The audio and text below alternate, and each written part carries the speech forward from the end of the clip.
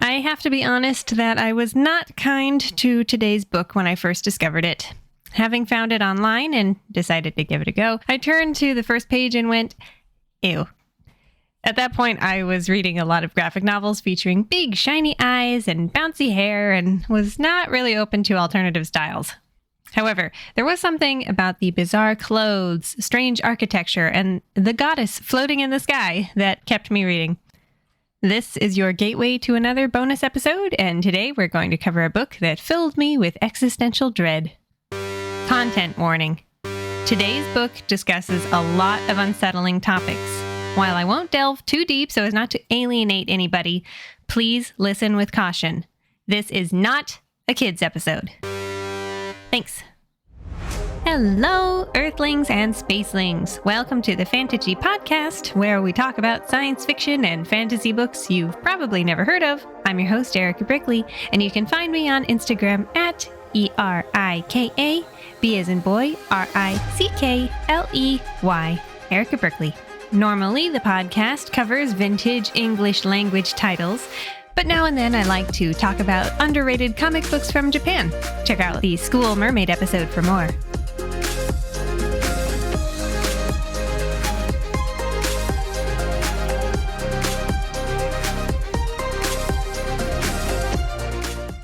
Marieの奏でる音楽, translated as Marie's music, or the music Marie plays, or the music of Marie, depending on the translator. The Music of Marie is what the English language version published in 2022 is called, but I'll keep it simple and say Marie's music for my own sake. It is a 2-volume graphic novel by Usamaru Furuya. If you listen to the last YouTube bonus episode, you'll know that I collect graphic novels, called manga in Japanese, as well as vintage sci-fi paperbacks, and it's fun to talk about them. You'll also remember that it was pretty easy to find fan scans of books on the internet when I was younger. There were massive websites dedicated to it, and I still mourn the loss of sites like Manga Fox that had amazing keyword and tag search options. You want something with horror, fantasy, and romance elements? No problem. Just check those boxes and hit the button.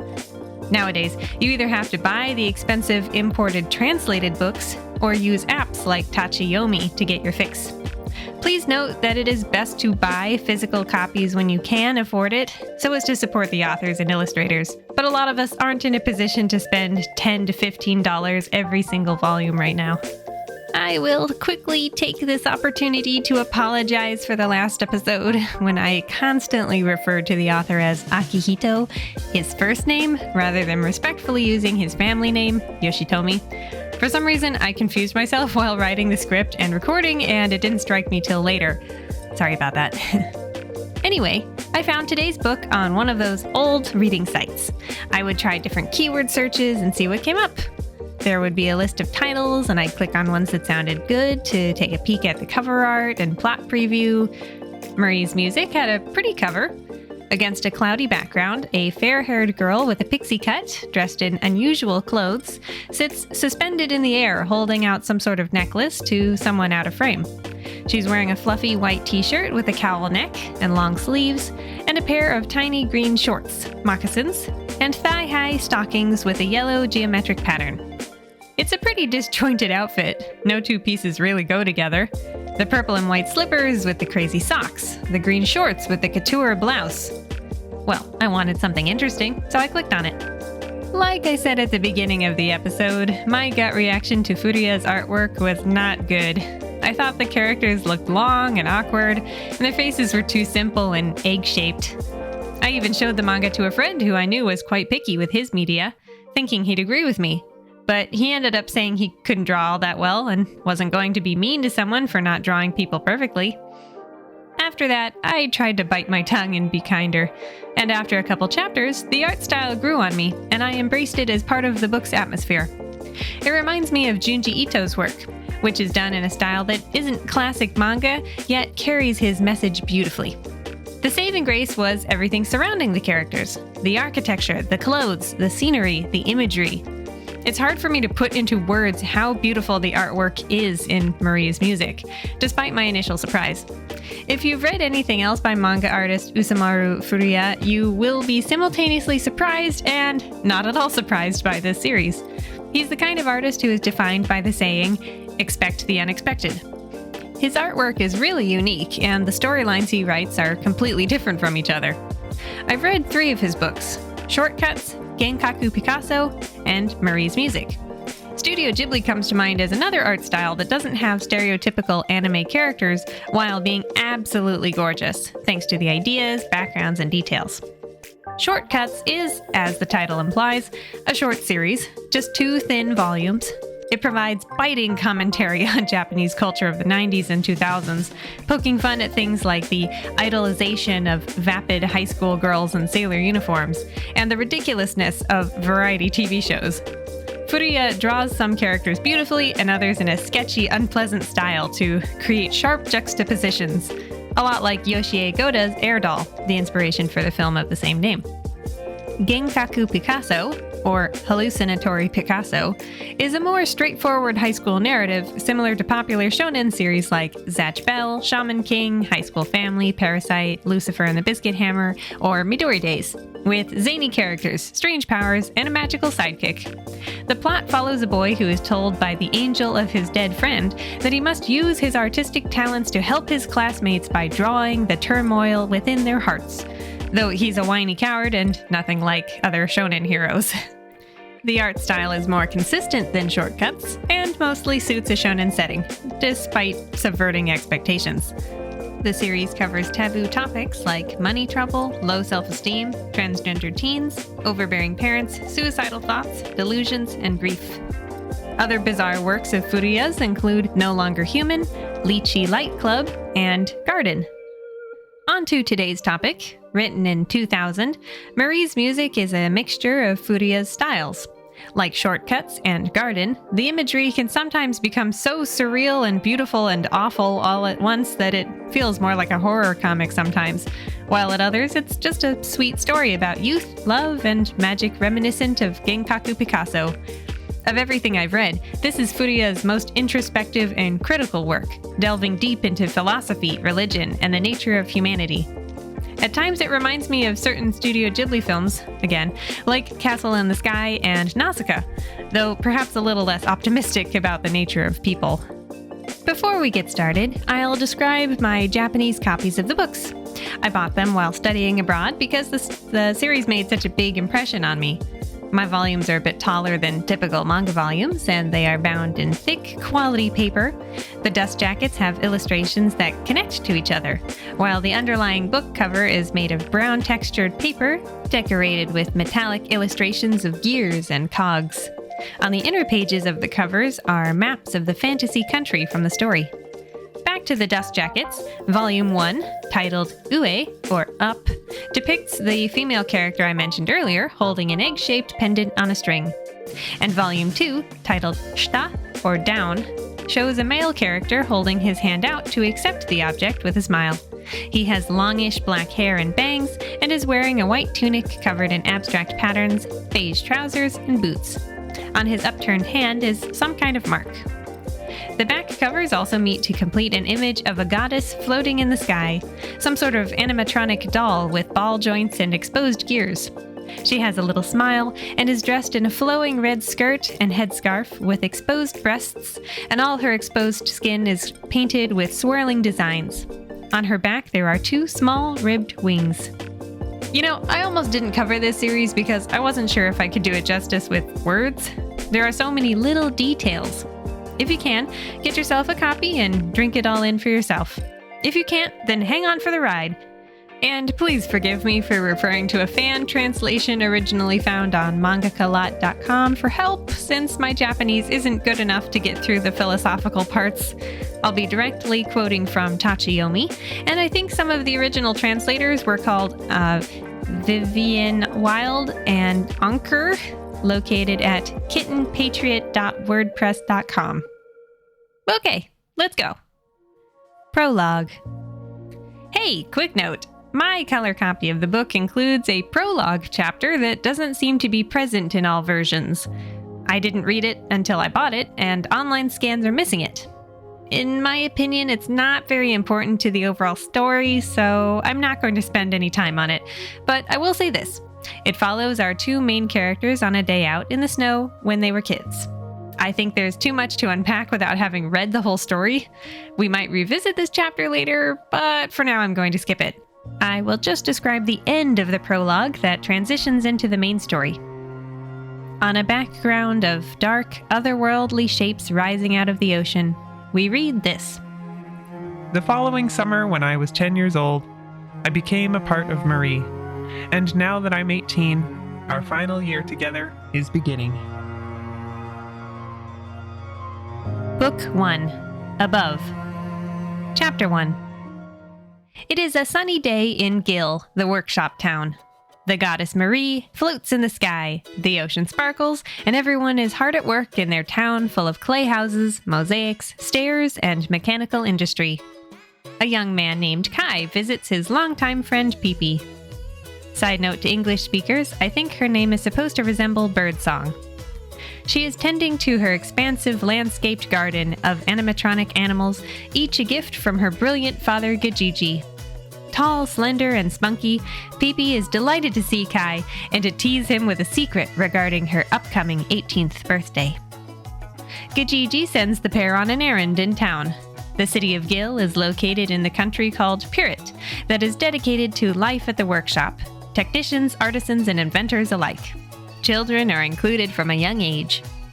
As they walk through the labyrinth of homes and workshops, Pippi can't stop smiling and looking at Kai, admiring the way he is always followed by butterflies. Pippi and Kai get the crank from their handsome friend Damul, and he and the other boys can't help but comment on how cute Pippi is. Damul also makes note that she's always with Kai. She wants to take a detour on the way home so they can spend more time together, but is annoyed to find Kai staring up into the sky at the goddess Marie instead of paying attention to her. The pair run into their friend Toto, who wears big glasses under his frizzy hair. His father offers to take their pictures, but just then Kai hears something. He is a special person with extremely powerful hearing, and Pippi and the others watch as he listens closely. Then they all follow him, with Pippi right on his heels. He takes them to the iron works, into the machine room full of enormous gears. However, the sound turns out to be nothing more than a child's wind-up toy stuck on its back, and nothing is broken. Everyone has a good laugh, and they decide to take a dreamograph together. In Japanese, this word is made by squishing dream and part of photograph together. A sizable crowd has gathered, so there are grandparents and children who want to join Kai, Pippi, and their friends. Kai gets distracted by a butterfly just as the shot is taken. Kai muses that life really does feel like a dream. Always gentle, nothing bad ever happens.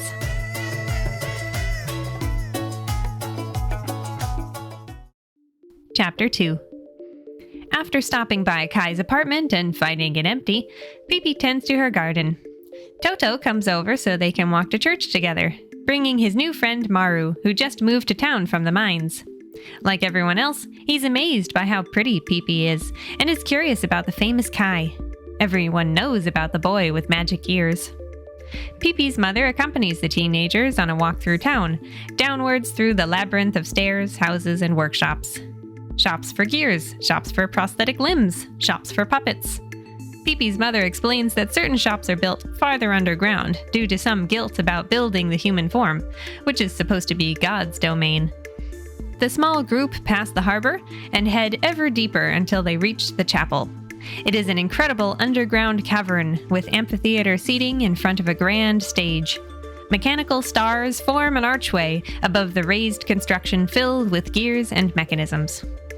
Meanwhile, Kai is far away, listening for something in natural caves. He uses his hammer to create echoes. Then he searches for precious metals by these sounds, each with their own vibration. Back in the chapel, the Holy Father in his robes leads everyone through prayer, each raising their hands, palms out. When he turns a lever, the three wise men of the forest come up out of the floor of the stage, followed by an enormous puppet version of the goddess Marie in her flowing headscarf. The stage itself is a massive music box that plays wonderful harmonies. Maru is very impressed and can't stop raving about it as they walk home, and Pipi is reminded of Kai's reaction when he first moved to Gil from the mines many years ago, after his father died. Just then, a bird lands on her shoulder, delivering a message from Kai. So, Pipi, Toto, and Maru take a boat along the coast to the caves Kai has found and introduce him and Maru. While the boys take the boat back, Maru is very excited to have spoken to the Kai. Pipi waits with Kai for the excavation team to be fetched. Thrilled to be alone with Kai, Pipi tells him about Chapel, stating how jealous she is that he can hear the real music of Marie on the air without the holy music boxes. While she strains to hear it, Kai looks up at the goddess in the sky and remembers that he was 10 years old when he first started hearing her music. While staring intently, Kai suddenly realizes that his vision has shifted, and he is instead looking down at the coastline of Pirit to where he and Pipi are seated. It's incredible. The moment is shattered when Pipi grabs at his tunic, distracting him. She can't bear that distant look in Kai's eye, as if he's gone somewhere, and pretends she got something in her eye. Chapter 3. Pipi and Kai are going shopping at the market, built inside a fossilized forest. He's followed by cats today. They buy produce, Pipi buys a new outfit, and up they climb through the levels, enjoying the summer day. Passerby compliment the recent oil deposit discovery, mistaking Pipi as the one who found it until she corrects them. They go to the beach where families and teenagers play, leaping off the rocky wall into the bay. They find familiar faces like Demul, Toto, and Maru, and Pipi hangs out with the local girls, though she also spends a lot of time watching Kai, remembering when they were kids. The boys go diving for shells, but while he's underwater, Kai feels himself get swept away. The feeling of bubbles and darkness is familiar. Suddenly, Pipi realizes that Kai is missing, but no one has seen him and don't know where to look. Pipi is so frantic, she faints, falling into the water and needing to be saved. "This is just like last time," she murmurs, shaking. When she wakes up, she's so relieved to see Kai amongst the people standing over her that she bursts into tears. Later on, Toto explains to Maru what happened when they were kids. Pipi wanted to race to a distant rock, and Kai reluctantly agreed, despite not being good at swimming yet. He disappeared. While everyone searched, Pipi cried and blamed herself. Even after everyone had given up days later, she remained on the beach, praying to the goddess Marie, refusing to eat. A full 15 days later, completely exhausted, Pipi looked out at the sea lit by moonlight and saw a body draped across the very rock she'd wanted to race to. It was a miracle. Kai was alive, with no memory of his time at sea, and suddenly able to hear the tiniest sound. And now, Kai is beginning to remember.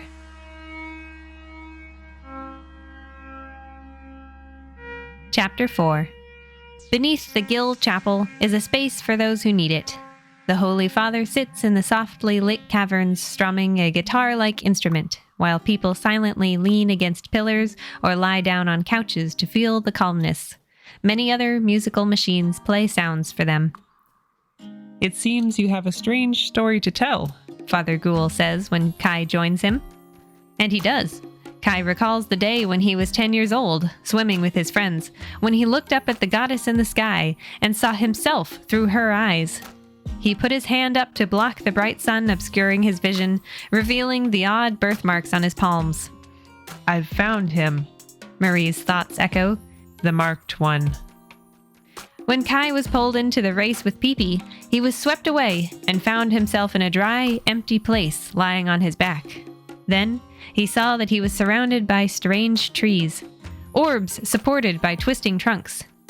It was the Holy Forest, one of the aspects of religion depicted in the chapel, along with Marie and the wise men. Father Ghoul is intrigued and asks to see Kai's palms. He looks at the curly birthmarks on Kai's palms, so much like letters or musical notes. Perhaps they are a symbol. Kai recalls how the goddess hovered over the holy forest, thinking of the line in scripture that says the forest was the result of the union between God the Father and Marie the Mother.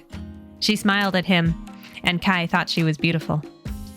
Darkness descended, and all that remained were the three wise men, each a mechanical automaton, one of iron, one of steel, one of gold. They disassemble themselves from dolls into surgical machines, opening Kai's chest cavity while he lies there motionless, sticking instruments into his mouth and organs. Listen, marked one, they murmur. for these words are the will of Marie. From now, your ears shall hear the whispers of spirits. Your left hand shall open the gate. Your right hand shall move time. Many years from now, you shall become an entity beyond human. Soon after that, you shall hear the sound of the end. When that time comes, this memory shall return. And then, Kai was washed ashore after 15 days. Father Ghoul considers this story, deducing that this explains Kai's incredible hearing, which started as soon as he returned to shore. The most incredible sound he can hear is Marie's music, which is simple yet melancholic, and Father Ghoul wishes that he too could hear it. He puts his instrument aside and takes Kai down a flight of stairs deep into the earth to reveal strange, broken machines buried there. He explains to Kai that there was once a time when humans fought and killed each other for any number of reasons. God couldn't watch any longer, so he flooded the world and created Marie. The music of Marie purifies the heart, preventing further disaster and death. Though Father Ghoul doesn't understand everything that happened to Kai, he believes that the young man became a part of God. Kai leaves the chapel and wonders if people would really be at war with each other were it not for Marie's music.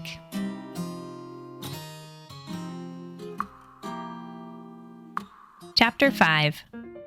There are many interesting countries in the world. In Palo, people live in the hollowed-out fruits of giant trees and engage in mass orgies when they eat the seeds. In Nia, men and women live separately, coming together only to have children, with same-sex marriage being the norm. And then there is Pirit, where Kai and Pipi live. Here, girls who turn 18 are able to get married to the man of their choice.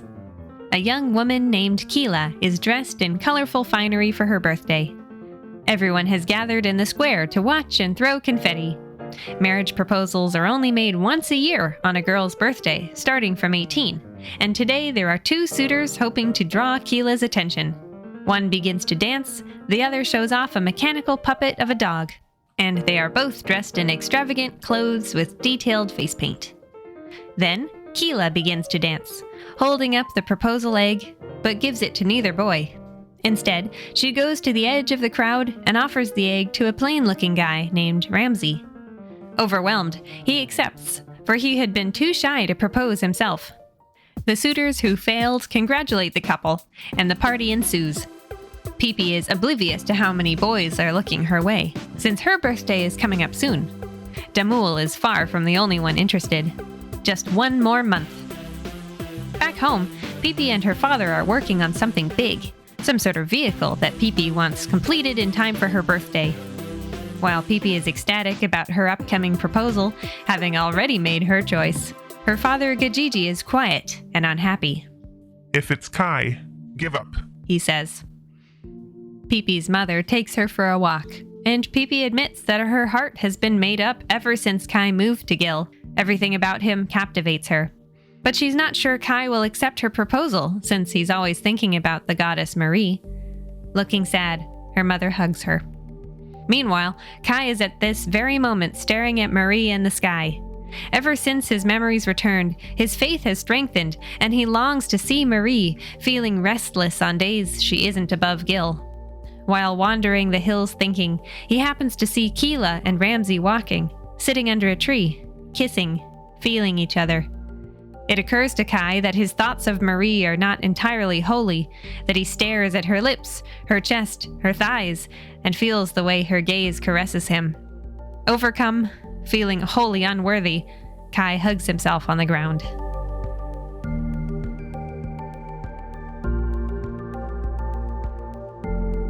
Chapter 6. Toto and Maru go for a walk, discussing how Gil's workshops get their power, how people are always digging deeper into the mountains in search of artifacts. They arrive at Damul's workshop to see the woman-shaped android he's building, which the boys agree to help with. This is a very ambitious project because the doll will run on a boiler turbine generating electricity that will allow it to move on its own and even think using the calculation machine in its head.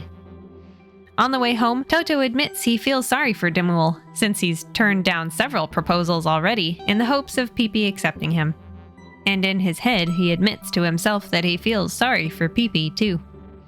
When Maru asks if Demul invented the android all by himself, Toto brings him to the basement levels of Guild to the research archives. The library cavern is filled with bookshelves, machine banks, and projects in storage. Here there is technology that, to the reader, resembles telephones, engines, light bulbs, computers, and more. Much of it hundreds of years old. The people here work on technology that should work in theory, but fails in practice. Father Ghoul from the chapel also comes here to explore humanity's limits. The next day, Pipi is in the middle of building a new mosaic wall in her garden when Gajiji calls her inside to show her how her birthday present is coming along. It's a flying machine. Theoretically, it should fly, but Gajiji's workshop is filled with Da Vinci-esque contraptions that failed. Pipi's bird is far more advanced. Ignoring any possibility that it might not fly, Pipi begins learning how to drive the machine. She remembers the time when she and Kai were children. Pipi wanted to surprise and impress Kai, who loves birds, so she dressed up as one and climbed into a tree. Unfortunately, she got scared, and Kai had to help her down. With her father's flying machine, she will be able to fly like a bird and give Kai the surprise of his life. Compelled by her feelings, Pipi visits Kai's house despite the late hour, but sees the lights are off. But looking through the window, she spots him kneeling on the floor in the moonlight. At first, she doesn't know what he's doing, but then realizes he's pleasuring himself while staring out the window, up at the sky where the goddess Marie floats among the clouds. She turns away in horror.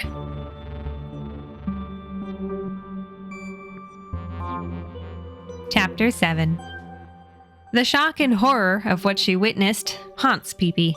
She tries on different outfits and makeup in preparation for her birthday, but feels stupid and pointless. Her parents are worried that something happened with Kai, and Gajiji decides he needs to talk to her about that again. Kai goes to Father Ghoul for guidance and the peace of his instruments. He feels filthy for the earthly desires Marie stirs in him, unworthy of worshipping her when he treats her this way. Even before his memories returned, he was probably harboring these feelings. Father Ghoul, on the other hand, thinks this may be a very deep way that Kai expresses his faith, for faith is love, and there are many ways to love. He is actually jealous of Kai for being able to express his love for Marie through his entire body. If this ability was granted to him along with his incredible hearing, then it is the will of Marie and nothing to be ashamed of. Meanwhile, Pipi goes out into the garden and shouts at the sky, "Don't you take Kai away from me, 'cause Kai is the only thing Pipi's got!" Feeling desperate, determined to get herself as high in the sky as the goddess so Kai will notice her, Pipi goes to her father Gajiji to again beg him to allow her to fly, regardless of the doubt and danger. So, Gajiji sits her down to talk about it. This is a dangerous thing, trying to fly, and both he and her mother want Pipi to give up on Kai. You'll never be able to be together with Kai, he says tiredly, and Pipi begins to cry as she argues that she must try even if there's only a tiny chance that Kai will look her way. And after a while, Gajiji stops her and says, Kai, he isn't a normal boy. He is... And Pipi doesn't quite hear him. Blinking, head hurting, Pipi tries to remember what they were talking about, and soon is asking him again to be allowed to fly the bird. Gajiji resigns himself, since this happens every time he breaches this subject with her, and they get to work learning.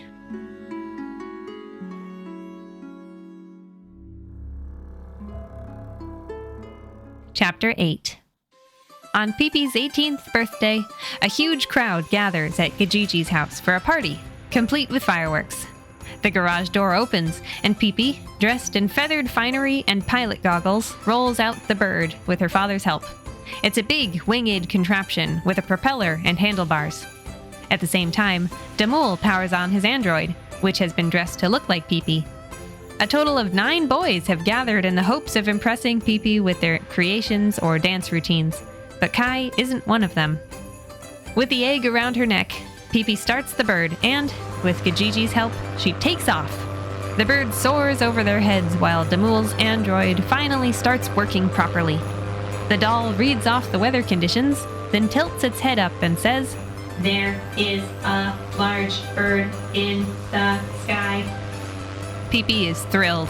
She plans to fly much higher than Gajiji said she should. All eyes are on her, including Kai's.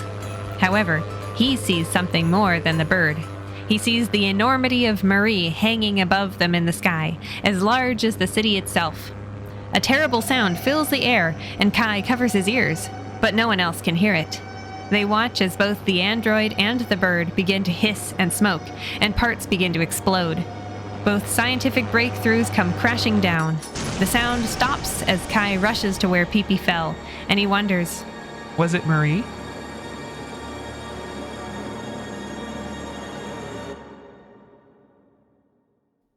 Book 2, Below.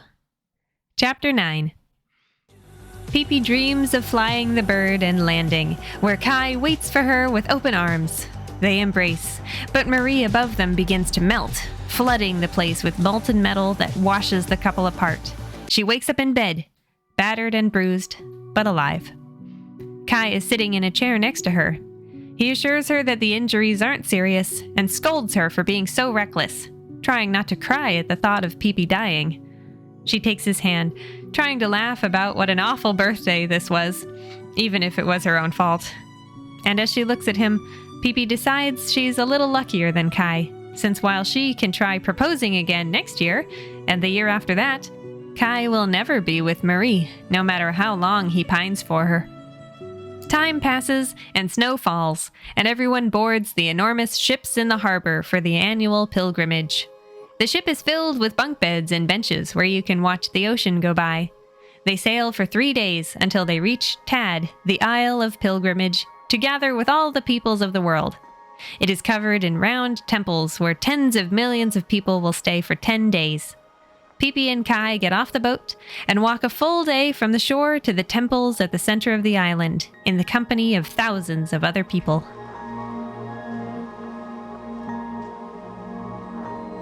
Chapter 10. Kai and Pippi settle into the domed temple where they'll be staying, along with people from lots of other countries. There are so many languages and musical styles. Everyone worships the same goddess Marie, but in their own ways, holding their hands differently or using incense. Some people are extremely tall, others are extremely lively, and one group prays by sleeping.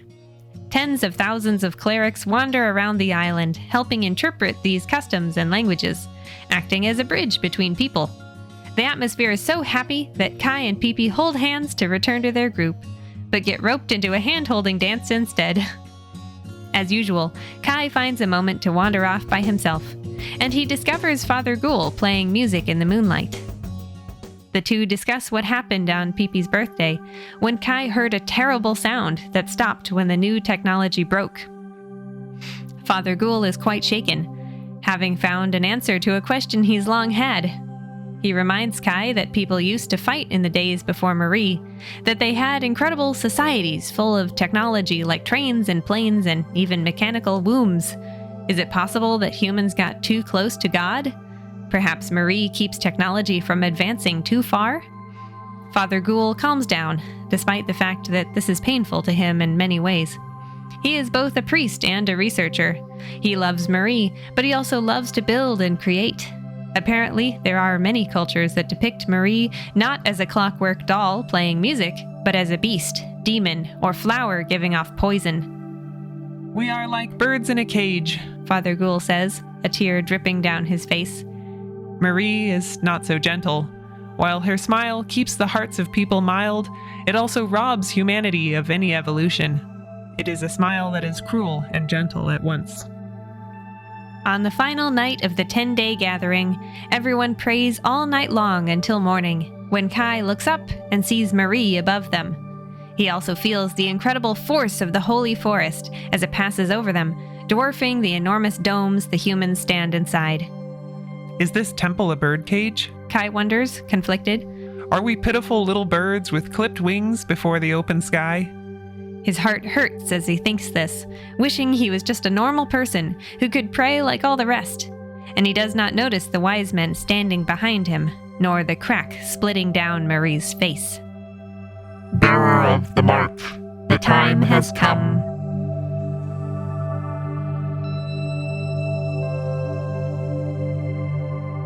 Chapter 11. Back home in Gil, Kai notices something isn't quite right. People are being lazy, getting into arguments, picking fights. These sounds are all over the city.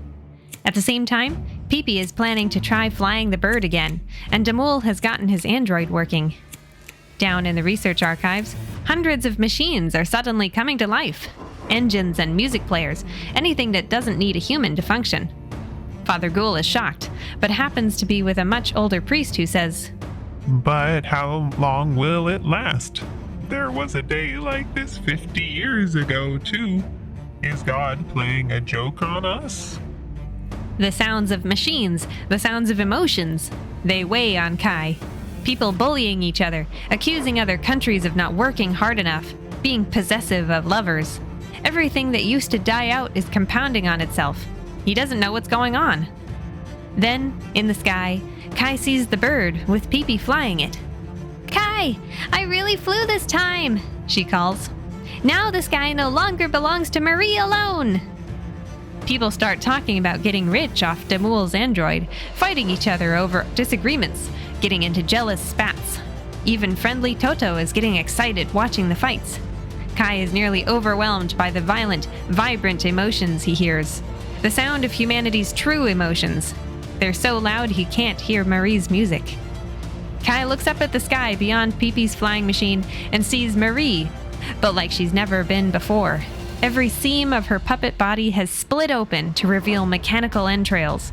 Her face in two, her arms and legs in pieces, her smile dead. Kai screams, but no one is paying attention. And then, everyone stops moving, frozen in place. The holy forest appears, towering over the city, and the three wise men stand in formation above Kai.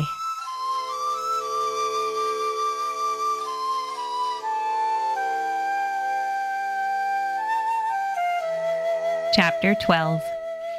The world is silent, and Kai is confronted with those who changed him all those years ago. The symbols on his palms begin to glow, and the light from his left hand flares until it burns away the top layer of the world to reveal the darkness below Kai's feet. He falls, then mechanical wings sprout from his back. The wise men join him, each disassembling into their surgical forms with wings outspread. Down and down they go, landing in a world of gears and machinery that is the underbelly of the holy forest. All is quiet, even the animatronic animals everywhere. The wise men walk Kai to a path beyond the forest, and he looks up to see he is under an ocean filled with clockwork fish. The path continues, and the scenery changes until the view below is more vast. Kai can see clouds beyond the machinery. When he sees Marie's shadow on the water below, he realizes that he and the wise men are inside her, in the sky.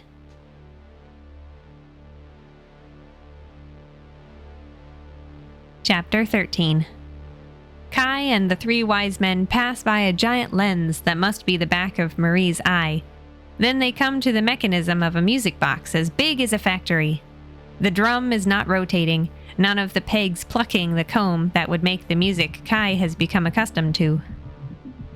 Your left hand can open the door, the wise men say. Your right hand can move time. Kai remembers the light of his left hand that revealed the way down that eventually led up, and looks ahead to a mechanism with a key in the top. You want me to turn the key? He asks, and looks down at his right hand. If I turn that tiny key, Marie's music box will start playing again, right? Before doing this, Kai needs to know why. Why have a human do this? Why was Marie made in such a way that she could stop? Because you built Marie, the wise men say. Humans built Marie. Humans created the idea of God. Gods exist because humans exist. In order for gods to exist, There must be someone to give them form and acknowledge them. And then the question must be asked, whether or not those people wish for their god's continued existence. The confirmation comes once every 50 years. This time it is you, Kai of Pirate. It is all up to you. Kai remembers the bird and the android. He remembers Father Ghoul's words about a gentle yet cruel smile. When people try to fly, they are slapped down. He thinks. Kai wants to believe in humanity's ability to do good, to control itself. He also wants to know how much he was manipulated to get here, struggling through his sexual desires for Marie. Was the point to make him love Marie the way she was? To make it impossible for him to do anything besides turn the key and fix her lovely face? I love you, Marie, Kai says. but I won't turn it. I don't need your music. I believe in humanity and wish for progress. Upon hearing these words, Marie begins to fall apart, and tears rain from her eyes. Her clockwork pieces crash into the ocean.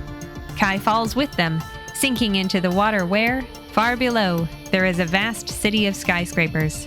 The city then rises up out of the ocean, restoring what was once lost.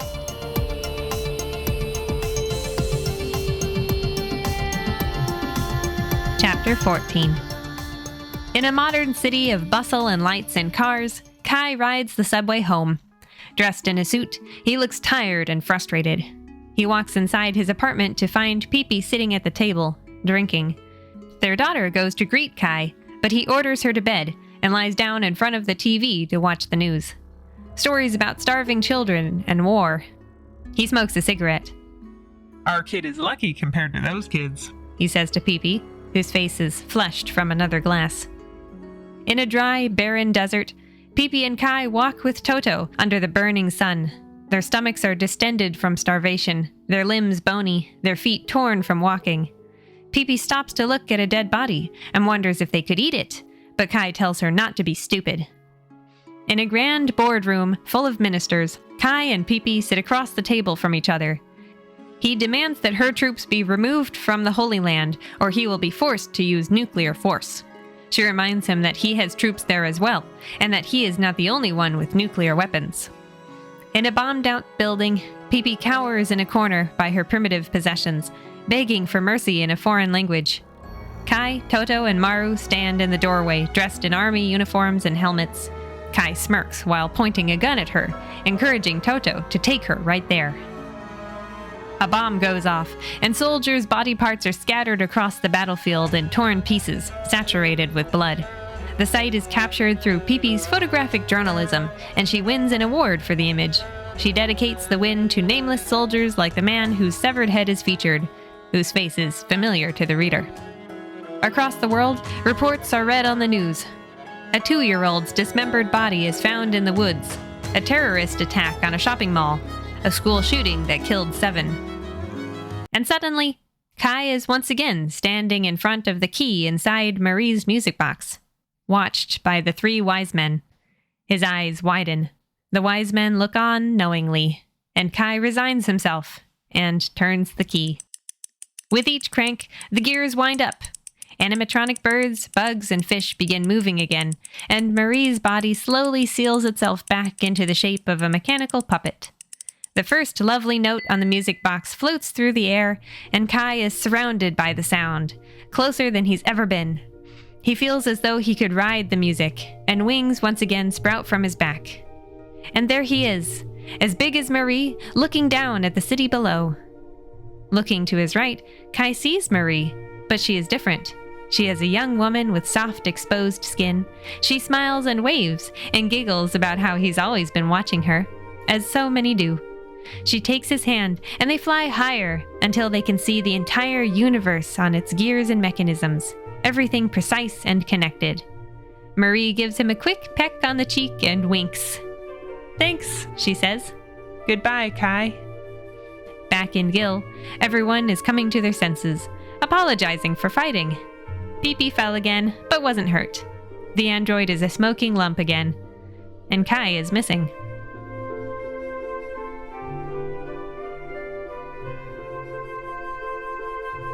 Chapter 15. In the morning, Kai goes to Pipi's room and, while she sits in bed bundled against the cold, he explains everything. He tells her about the holy forest, the 3 wise men, and Marie's music box. He even explains that there is a line humanity can never cross. Pipi is disappointed she'll never fly again, but agrees he did the right thing. Everyone was acting so crazy, so angry, so scary. Everything is back to normal, but Kai is quiet. He says he can no longer hear Marie's music. His duty is fulfilled. The marks on his palms that were there since birth are gone. At first, Pipi is happy about this. So, you're just a normal boy now, she says shyly. But I love Marie, Kai replies, making her flinch. These feelings will never change. He tells her he's leaving Gil and going to Tad, the Isle of Pilgrimage. He'll become a priest and live out his life in prayer, and Pipi will never see him again. Kai has only told Pipi because he knows he'll want to stay if he sees too many other people. Pipi is distraught, but Kai's mind is made up. If only for a short time, he was chosen by God, and now he will give his life to Marie. He can't make his living by listening for precious metals anymore. Pipi embraces him, begging him to stay. But Kai can't do anything in the face of her love confession besides hugging her. They walk hand in hand through Gil, accompanied by cats and birds. Pipi frequently bursts into tears. They reach the harbor, and Kai walks up the ramp.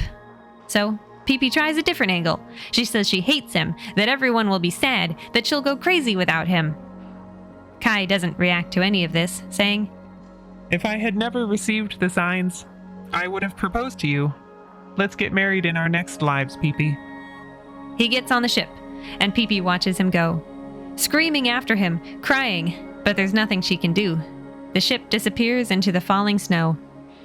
On the ship, Kai thinks about Pipi, his friends, Father Ghoul, all the people he loves. And he thinks about the lies he told Pipi. The truth is that he is beginning to crumble. The essence of him is falling away. He doesn't really love Marie anymore. He can't even see her in the sky. Half his face falls away, then his hand, then the whole of him tumbles to ash. Goodbye, Marie, he thinks as he reaches his end. Goodbye, my friends. Goodbye, Pipi.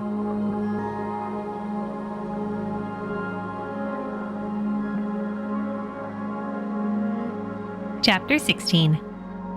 50 years in the future, Pipi is sitting in her wheelchair in her garden, reading a letter in the spring sun, surrounded by flowers.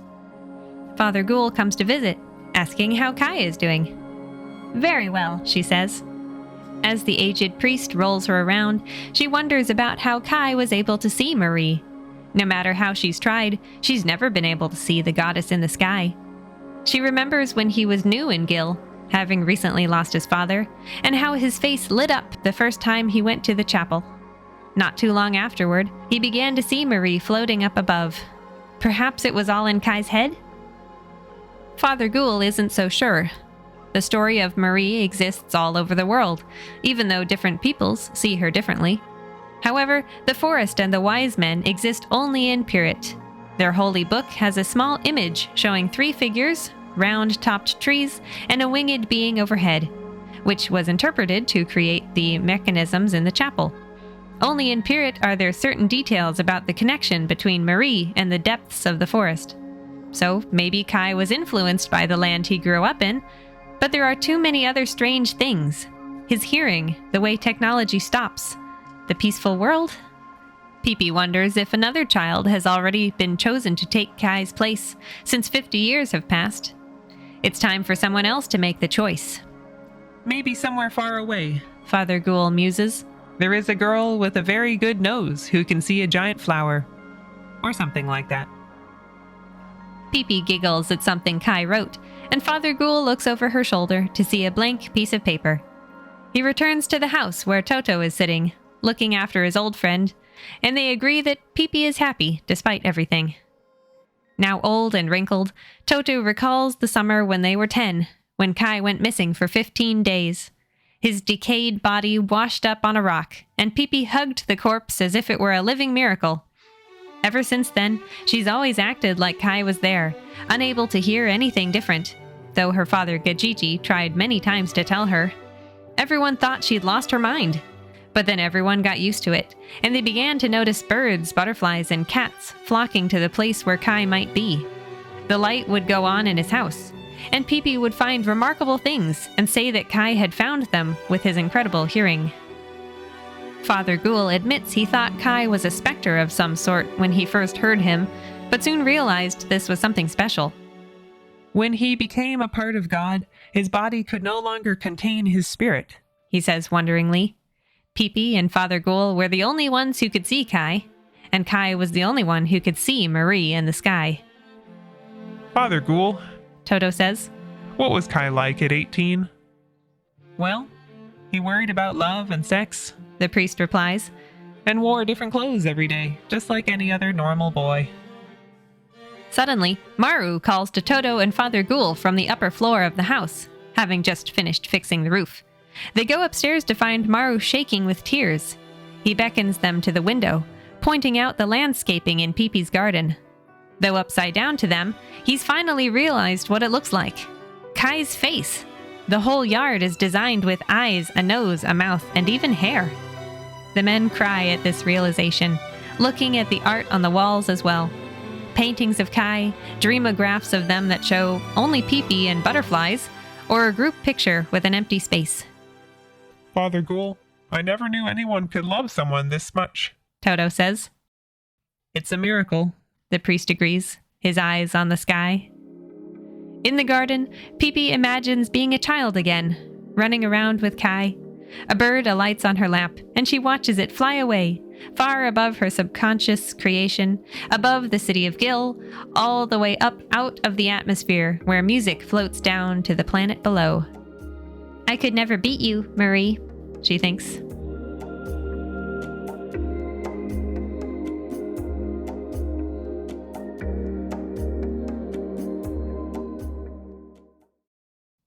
The end.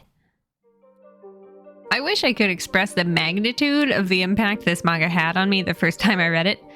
Please keep in mind that I was reading it online, so each button press produced a new page and, towards the end, a new scene of misery, starvation, war, abuse, and death.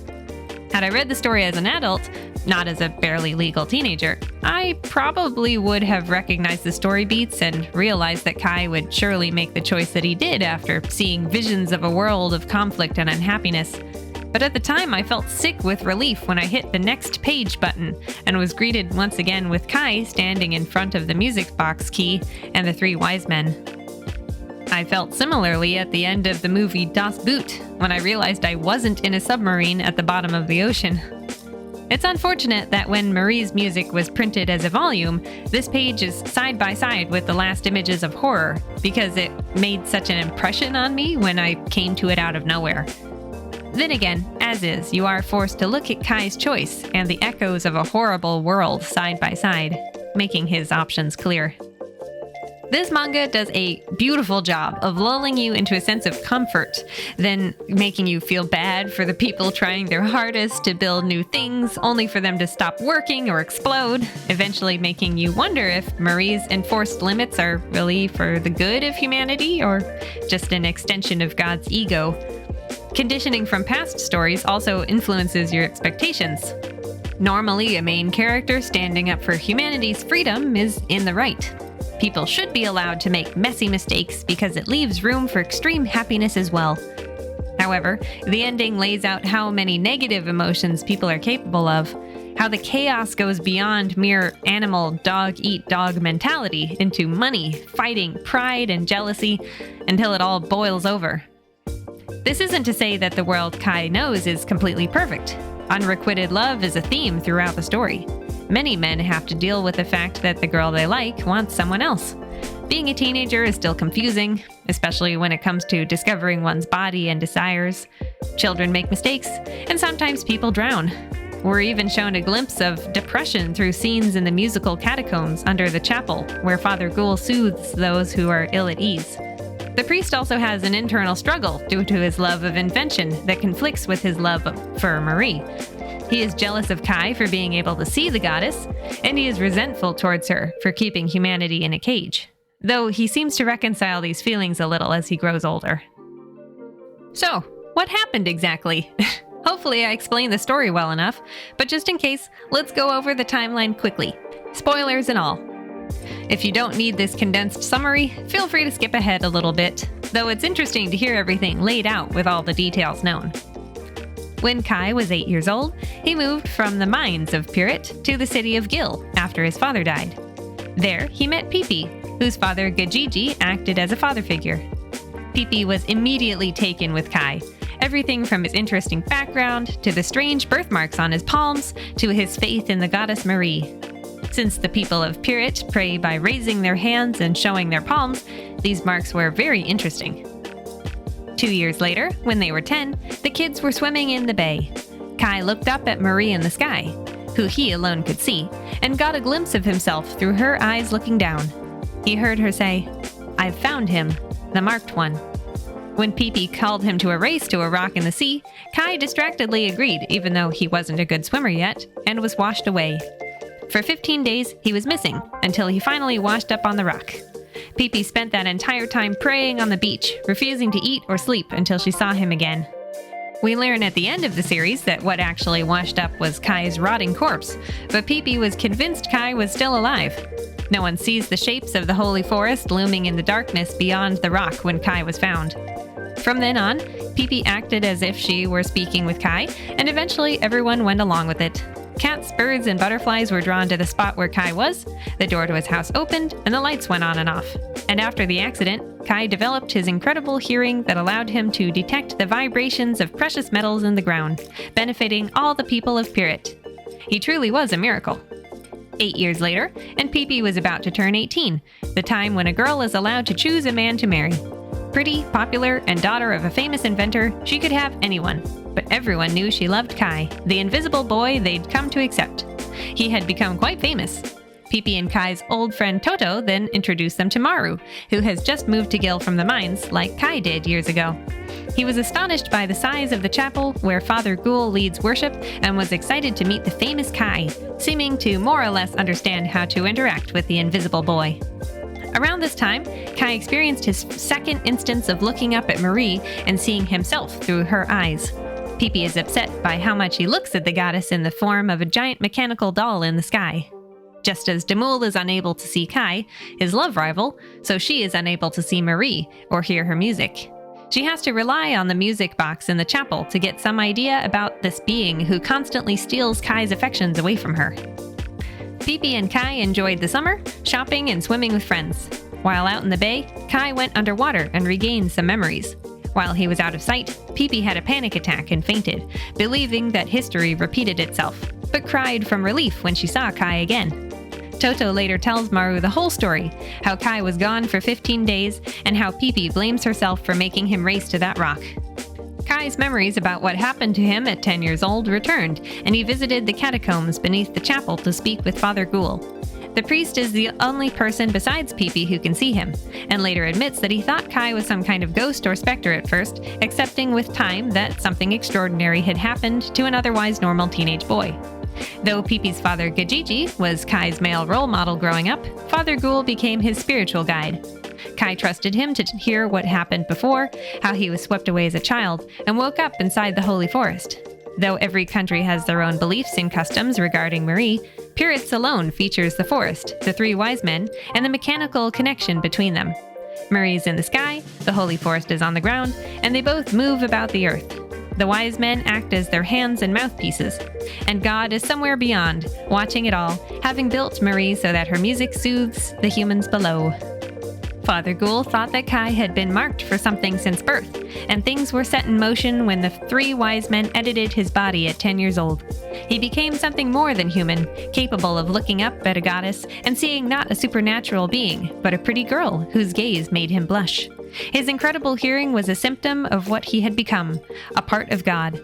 Although the story shows Kai being opened up and surgically altered by the three wise men, this seems to be more of a metaphor for what happened to him. Towards the end of the books, Father Ghoul wonders if Kai's spirit became too big for his physical form, after being changed into a piece of God. At this point, Father Ghoul showed Kai the remnants of human war machines from thousands of years ago, from a time when brothers fought and killed each other, explaining the role Marie's music played in preventing such tragedies from continuing. Pipi was getting more and more excited for her 18th birthday, especially after a girl called Keela made a successful match with the boy she loved, despite having other offers. This boosted Pipi's spirits, making her think it was possible for a boy to accept her proposal, even if he didn't offer one himself. Gajiji was building a flying machine for her birthday, even though he told her to give up on Kai, that she would never be with him. Meanwhile, Kai was overwhelmed by his feelings of desire for the goddess in the sky that made him feel filthy. Toto and Maru discussed the inner workings of the City of Workshops, seeing the android Damul was working on and visiting the research archives where people called explorers, like Damul and Father Ghoul, studied technology that mysteriously never worked.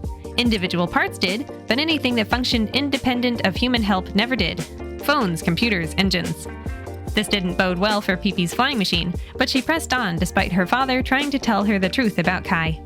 However, she made the horrifying discovery one night that Kai was not only devoted to the goddess Marie, but sexually attracted to her as well. This put a damper on her spirit until she realized just how important it was that she fly and show Kai that she could get just as high as Marie. It would be like when they were kids, when she dressed up as a bird to impress him, but this time she really would take off.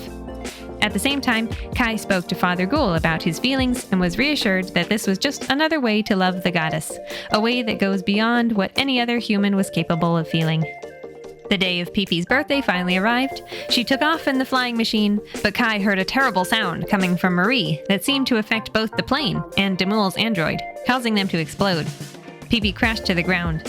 Fortunately, she wasn't badly hurt, but she had to wait until next year to propose again. In the meantime, the year was ending and everyone boarded enormous boats to cross the ocean to Tad, the Isle of Pilgrimage. All the people of the world spend 10 days together praying to Marie. Priests act as interpreters.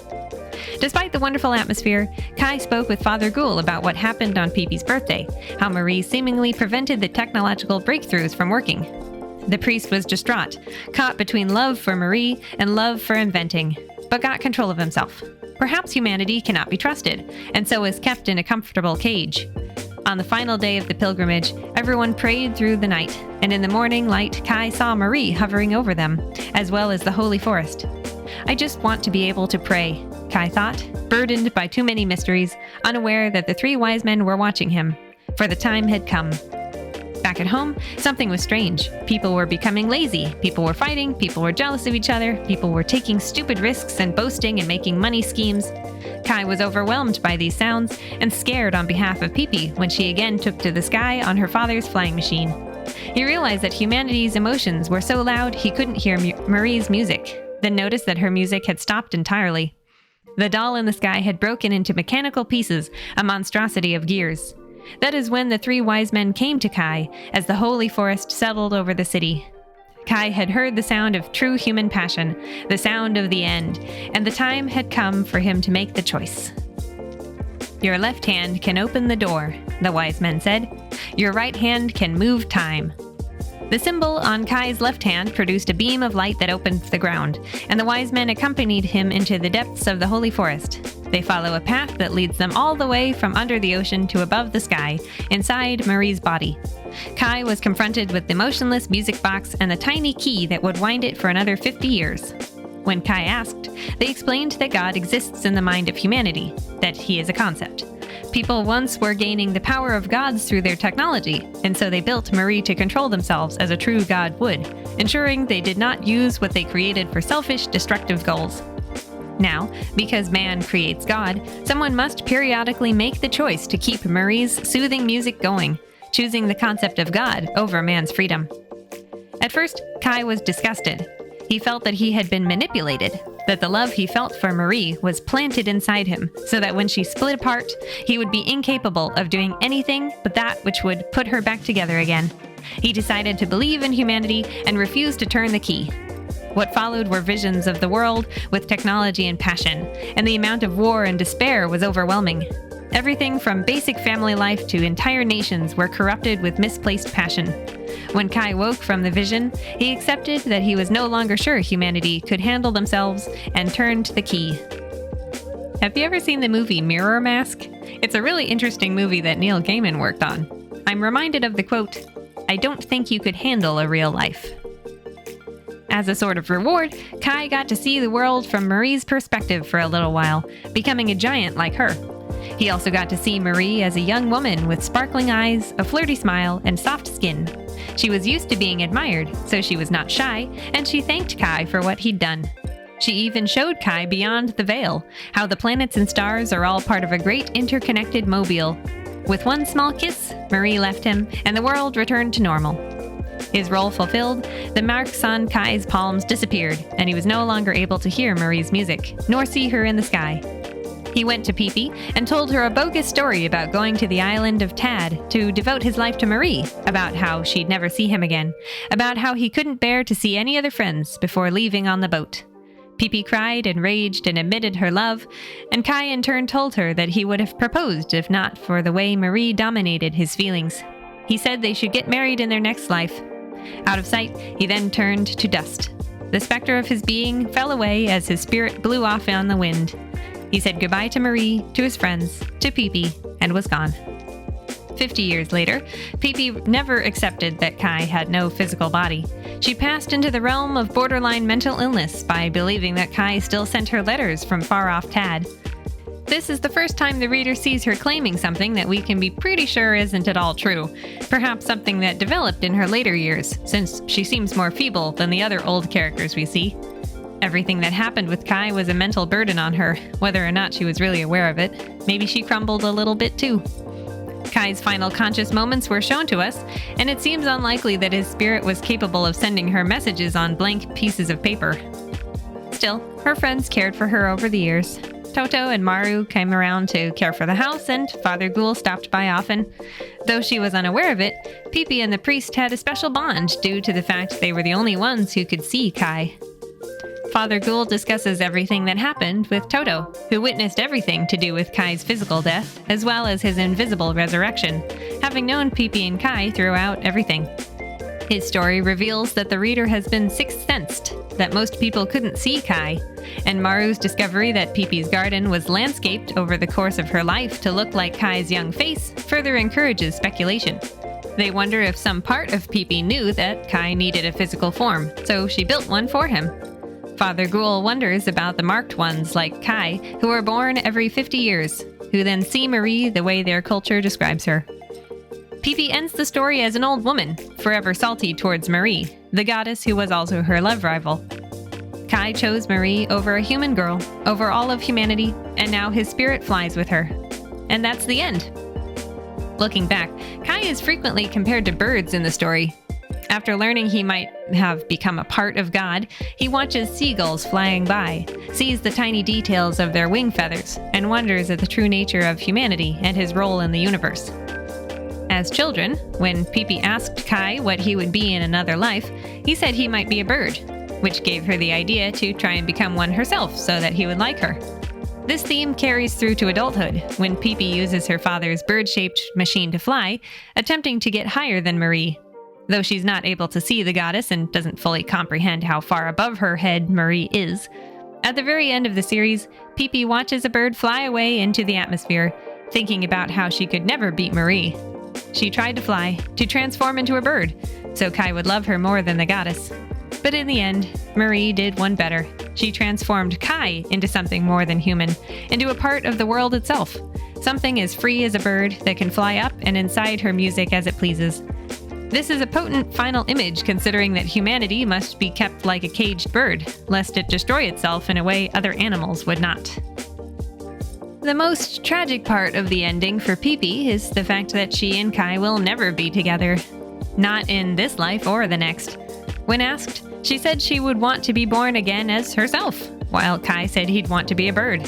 The last few pages show Pippi as an old woman, and a little bird flying off to join Marie in the heavens.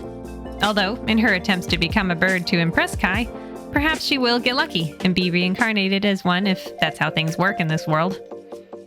You know, the climactic ending of Marie's music reminds me of the end of Evangelion.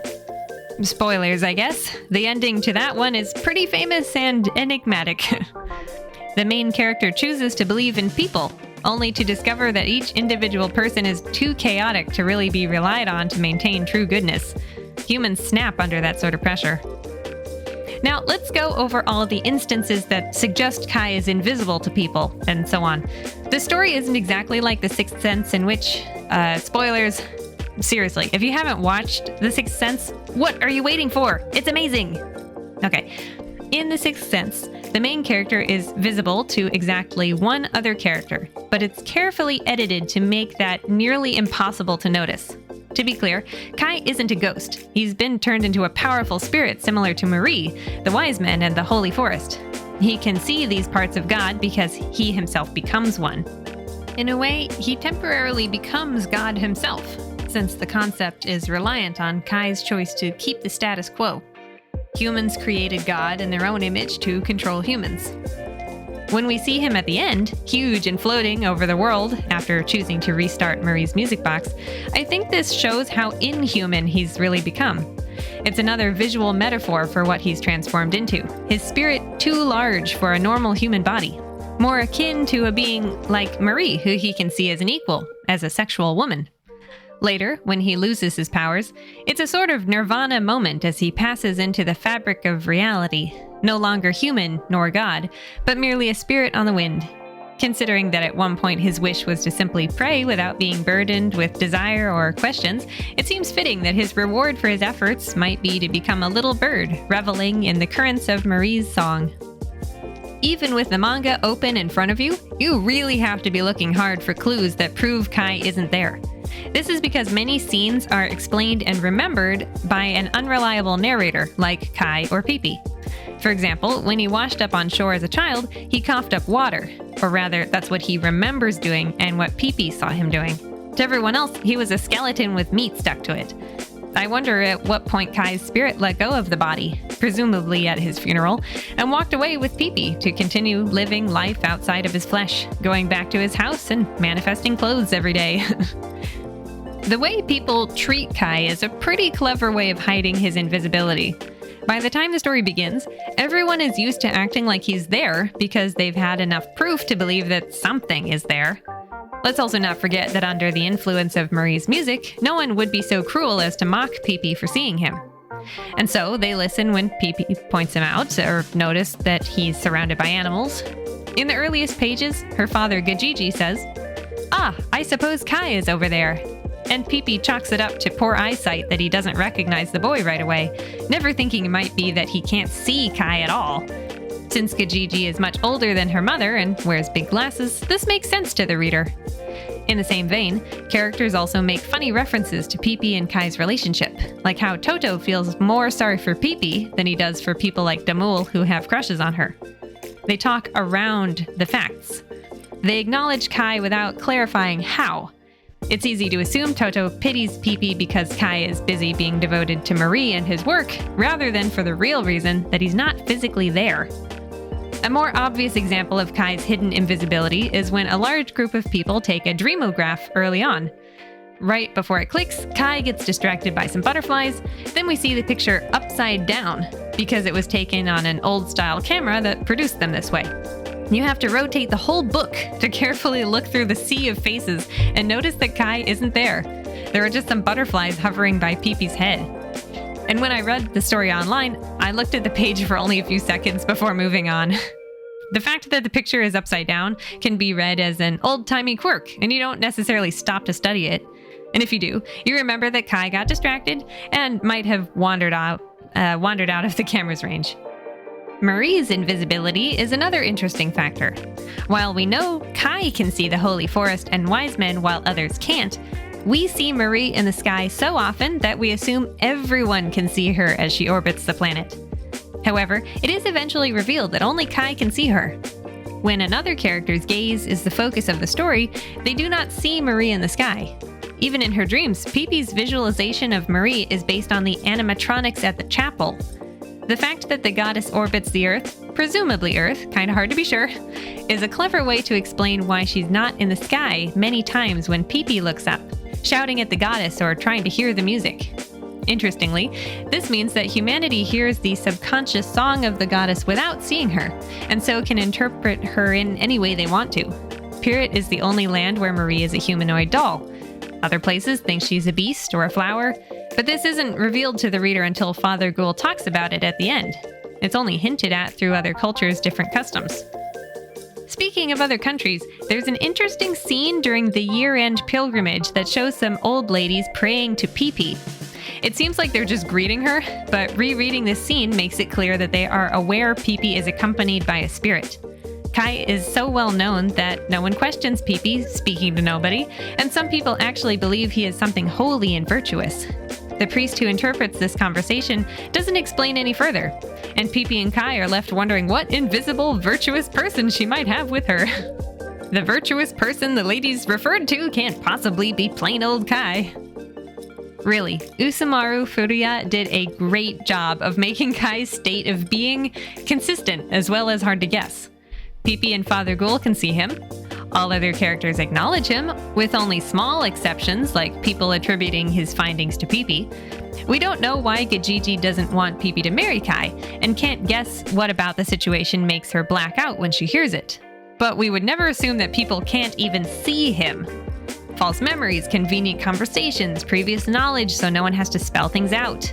This is an as you know story where no one explains what they already know to each other. The only really suspicious scene is one where a bird alights on Pipi's shoulder and says Kai needs her. That really made me scratch my head upon first reading.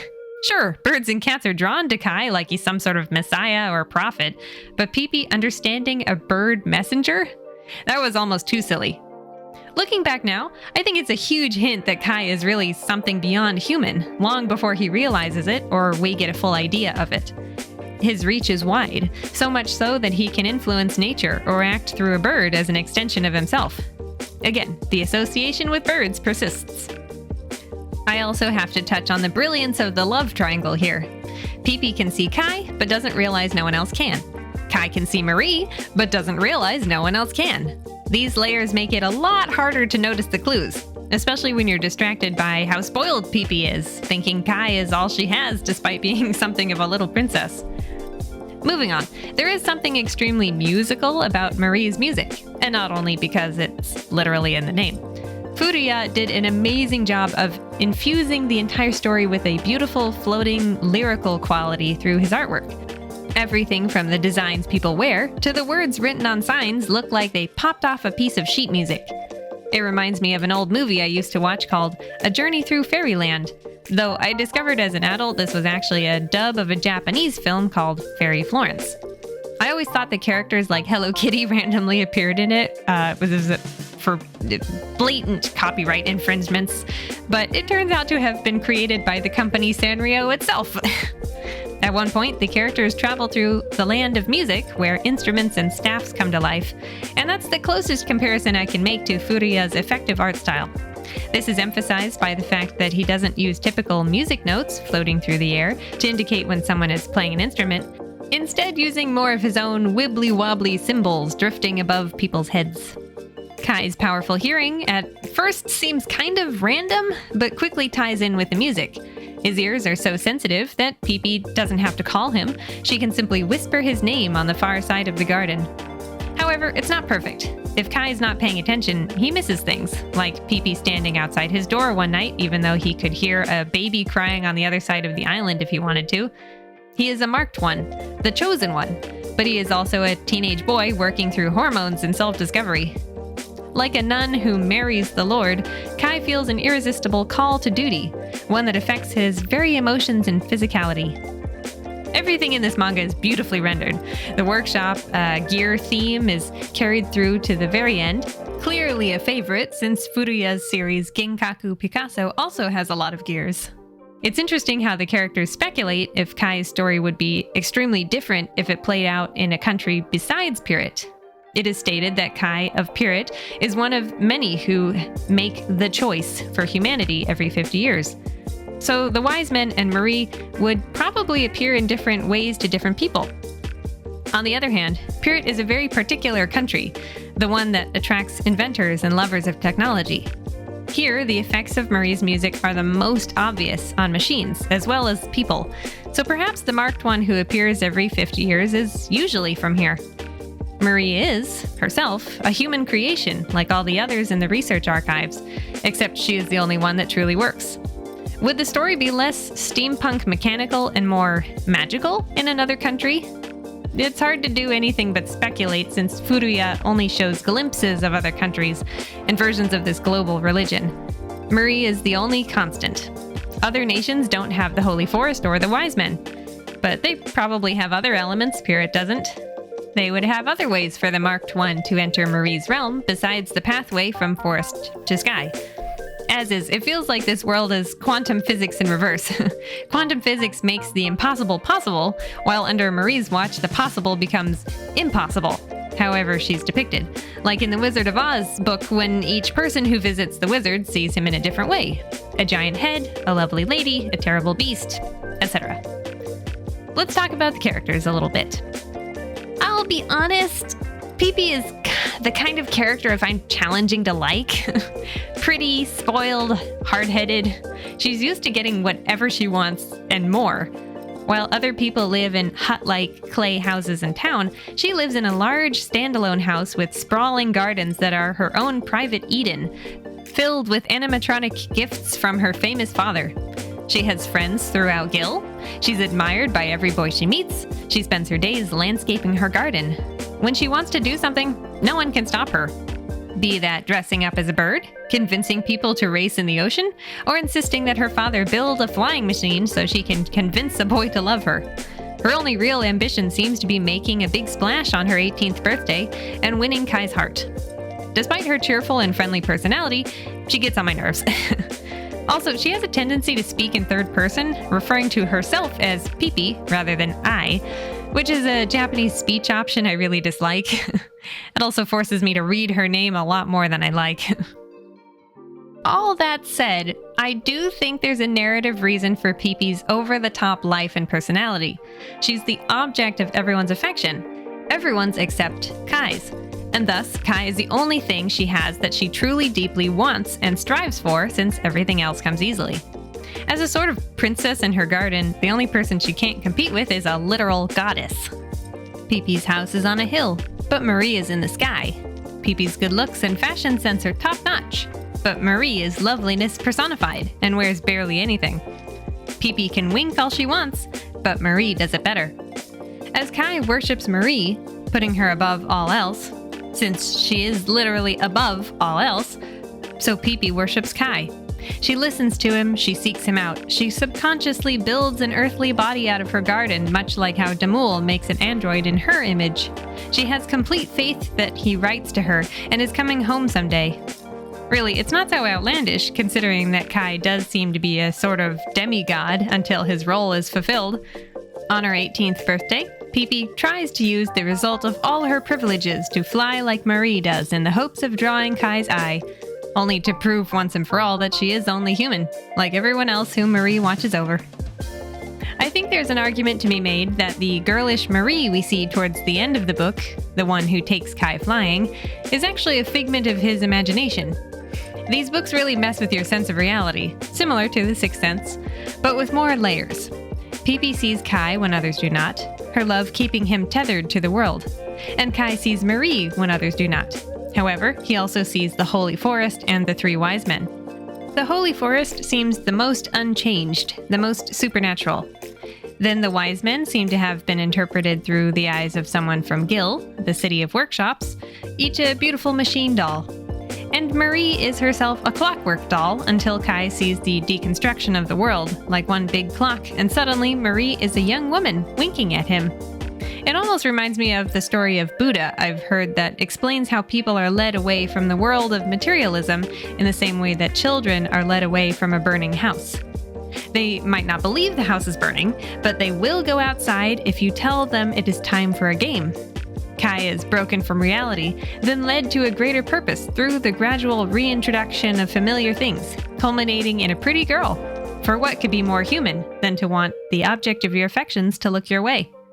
Kai is led away from humanity, then back to it, and ultimately chooses to keep God for the sake of peace on earth. Some people believe that the only thing separating humans from animals is faith, that true morality comes from God. But this series suggests that God, a human creation, is what keeps humans from being worse than animals. Though we only see Marie in her girlish form for a few brief pages, Similar to how Bastion sees the childlike Empress only once in the never-ending story, she is actually a lot like Pipi, driving home the point that Kai, as the marked one, does not have the privilege of being a normal human. Were he like everybody else, he and Pipi probably would have married and been happy together. But instead, he was distracted, given gifts, and ultimately swept away by the enormity of his burden. Like Jesus, his life ended too soon, crumbling beneath all that rested upon him. He was groomed by the universe for one thing since birth, and nothing more. As a normal boy, he would have been the lucky guy to marry Pipi, the most adored girl in town. As the marked one, he has no choice but to look up into the sky at the woman everyone on the planet adores. Kai and Pipi's friend Toto is an interesting character. So goofy and carefree, despite being one of the people who witnessed Pipi's descent into near madness after their friend Kai was swept out to sea and washed up, seemingly dead after 15 days.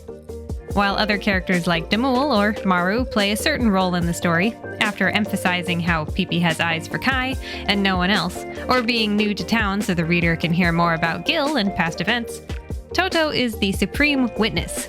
He's not present for everything that Kai and Pipi go through, but he is familiar with the whole timeline. Through conversations with Father Ghoul, he knows even more.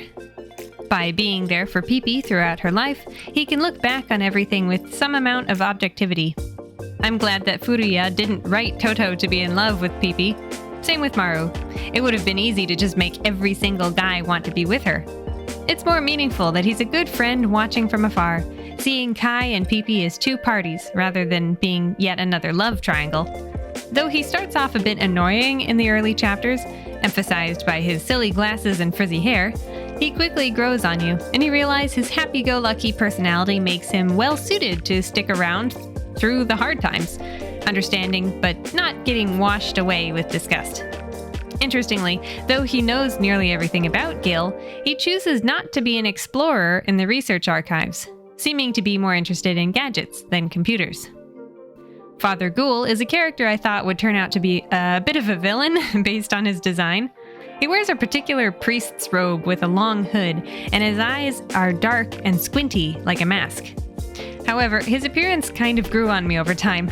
We briefly see other priests who also have this look, and there's something about their darkened eyes that maybe indicates their holiness, their view of the world from a different angle. Especially in the land of Pirit, priests aren't constrained by their calling, and Father Ghoul spends a lot of time in the research archives wondering about humanity's violent history, as well as its inability to evolve. Even more so than Kai, Father Ghoul expresses the conflicting feelings about appreciating Marie, while also resenting her for holding humanity back. He is a human with clipped wings with just enough wisdom to understand that he has been hobbled by a being that he loves and who loves him. At the end of the series, Pipi talks with the priest, suggesting that Kai might have imagined everything that happened to him with the Holy Forest and the three wise men, because he told her that the wise men looked a lot like Father Ghoul. It's almost implied that Pipi doesn't really believe in Marie anymore, that she thinks the animatronics in the chapel influenced Kai's mind. However, Father Ghoul disagrees. He talks about how every culture in the world believes in Marie in one form or another, though clearly Kai's perception of Marie was shaped by the illustration in the Holy Book that the chapel sculptures were based on. His sense of hearing and the way technology stops advancing seem like proof enough that Kai experienced something, even if it was through a very particular lens. This once again reinforces the layers that Furuya built into this story. Characters experience different things. The reader can't be sure what exactly is real. Even the lore of Marie's religion is layered. From the Holy Book to the chapel to what Kai sees, there are little variations in everything. Even the shape of the trees in the Holy Forest differ quite a lot, maintaining only a round sphere at the top with some sort of supporting structure holding it there. So, why was Father Ghoul able to see Kai like Pipi could? Well, as far as I can tell, in order to fulfill his duty, Kai needed to continue living as a human after being altered by the wise men. Pipi was his best friend, more important to him than anybody after his father died. She was a peer he could hang out with, who was free to follow him or show people his discoveries. Perhaps Pipi is more of a prophet than Kai is, since she is listening to a part of God when she listens to Kai, and passes his knowledge on to others. And Father Ghoul was someone wise and far-seeing, someone who understood the nature of Marie and humanity better than anyone. During his 8 years of invisibility, which he was as unaware of as Pippi until almost the very end, Kai has a friend and a spiritual guide who sees him, and that provides him sufficient company while he enjoys living amongst the people of Gil who he cares about. Not only does Father Ghoul's perception of him throw the reader off the scent, it also completes the tripod that keeps Kai alive and well. Pippi is like his Marie on Earth, Father Ghoul is like the wise men, and the people and places Kai goes are his forest. Here's a question. Does this story take place on Earth or a similar world? For a while, I really wasn't sure and had to give it some thought. I looked at the maps of Pirit and Tad, but they don't ring any bells. And the war tanks glimpsed in an early chapter don't look like any I've ever seen. Images of ancient human technology also have a slight steampunk vibe. My first conclusion was that this is an alternative Earth, or so far in the future that continents have shifted, leaving machines of mass destruction buried deep, deep underground. Considering that we see very little greenery, mostly petrified forests and rocky cliffs, it's possible that a lot of the world's vegetation is limited to the warmest regions. Perhaps the ice caps melted, and people now live on smaller continents and islands than before. Perhaps this is all a simulation. I've finally come to the conclusion that what Father Ghoul and the wise men explained to Kai is correct. Whatever God is, since all we know is that he's a human creation, he flooded the earth to clear everything away and start again. The scattered islands humanity lives on, the vast oceans, the skyscrapers buried beneath the waves that Kai sees in his vision. It all suggests that either the ice caps melted or God raised the water levels, leaving humanity with only small pieces of land where they can live, supervised by Marie. It's like the story of Noah's Ark, except God never let the floodwaters recede. I am inclined to think this is what Furuya intended, since Kai mentions that summers in Pirit are short. That makes me think that either there's a small ice age going on, or Pirit is quite close to one of the poles. No proper world map is ever shown, so we can only guess. On a related note, I think Usamaru Furuya did an incredible job with world building. You really get immersed in the land of Pirit, in the particular architecture of Gil. He created a place that has a wonderful mixture of hard and soft edges. Everything looks like it was hand-sculpted from clay, from the rounded houses stacked on top of each other, to the cave-like workshops, to the stairs going every which way. The curly alphabet he created really fits the atmosphere. And the architecture on the Isle of Pilgrimage is completely different. Every building is a perfect dome built with stacked geometric pieces. This makes sense, considering that myanimelist.com says that Furuya studied sculpture and abstract 3D figures, based on information provided in an English-language copy of Shortcuts. His approach to manga is therefore very unusual. Most impressive of all Furuya's design work in Marie's music is the fashion. I really like that there are some outfits that appeal to my 21st century senses, and some that make me squirm with discomfort. Every single time you see a character, they're dressed in something new, though Father Ghoul is always seen in his monk-like costume. Most of the time, it's Kai and Pippi who are dressed in the most interesting outfits with more patterns and colors, keeping the focus on them. Save for times like Keela's birthday dance when she wears a puffy dress, massive earrings, and pointy pigtails, along with detailed face paint. Characters who spend their time in workshops dress more simply and utilitarian, while Pippi likes shorts, fitted tops, and dangling pieces. Everyone has a sense of style. Kai also has a certain look, preferring trousers and jackets with a few geometric patterns in neutral colors like white, black, and brown, in sharp contrast with Pippi's bold choices. It's possible that the two of them dress this way because they don't have labor jobs and have good money. The fact that Pippi's birthday outfit is made of white feathers suggests she was trying to appeal to Kai's preferences, though there are lots of colorful polka dots to match her usual style as well. Color panels and the cover of Volume 1 suggest Pippi likes to make a statement with every outfit. This puts her in direct contrast with Marie, who is styled a bit like the Virgin Mary with a simple headscarf. Pippi also tends to wear very high necklines, while Marie's entire chest is bare. This hammers home the fact that no one but Kai is sexually attracted to the goddess, and her nakedness is part of her holiness. The only exceptions are a top Pipi buys while shopping with Kai at the height of the short parrot summer, and her two-piece swimsuit. Let's address the fact that Marie is clearly inspired by the Virgin Mary of Christian mythology. The three wise men are from the same source, based on the biblical Magi? Even the Holy Forest could be a reference to ideas like can't see the forest for the trees, and mentions of trees in the Bible. This could also be an acknowledgement of humanity's cruel treatment of nature up till this point, with other cultures briefly mentioned spending their whole lives dedicated to massive forests. However, there are a lot of deviations from Christianity in Furuya's work, or perhaps reinterpretations. For example, Marie is also reminiscent of Eve, another creation, one whose existence becomes defined by her self-awareness. If there isn't really a true God and humanity is the true creator, then Marie seems to be at once the daughter, the mother, the lover, the manager, and the mechanical gauge. The Holy Forest resembles the sacred groves that appear in many, many religions, including Japanese Shintoism. The wise men are at once deities, prophets, and angels. It's an interesting choice on Furuya's part that no entity within Marie's music has angel wings. The wings are more mechanical and bat-like. Perhaps he didn't like the connotation with specific versions of angels or death, or he saved that design element for his other work, Genkaku Picasso. Anyway, I'm not really an expert on the Bible, so I'm sure I missed plenty of things the author took inspiration from. Perhaps he only gleaned a few surface ideas and built the rest on his own. This brings us to the interesting fact that Marie's music never makes it clear whether the goddess is a magical, supernatural object or simply a mechanism.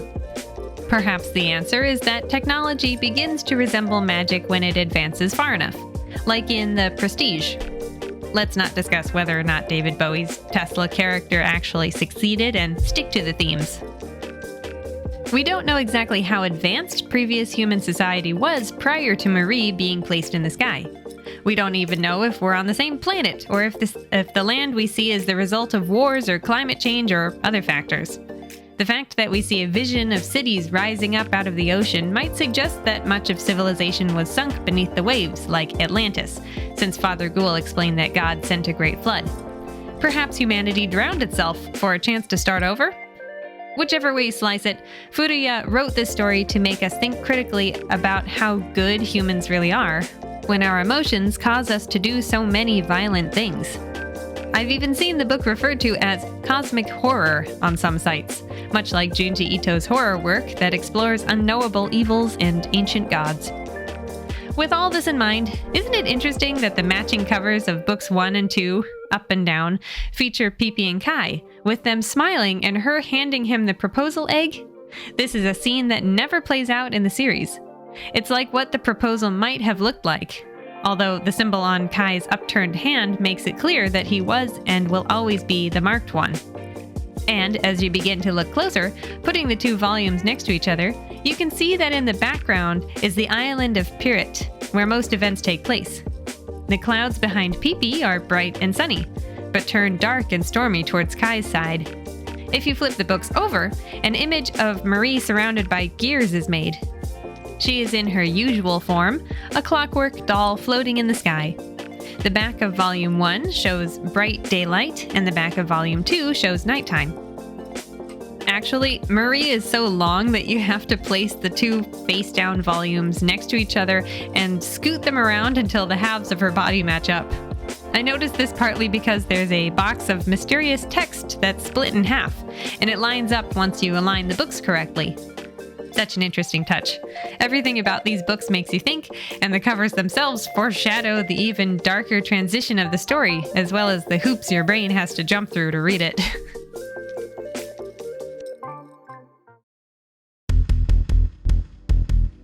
Thanks for tuning in for this bonus episode. I really enjoyed revisiting this manga. It's one I've never really heard anybody talk about, but I think it deserves attention. The somewhat adult subject matter probably makes it a bit of a hard sell for some people, or even how incredibly short it is. I hope you'll leave me a comment on YouTube to let me know what you thought. Don't forget to subscribe.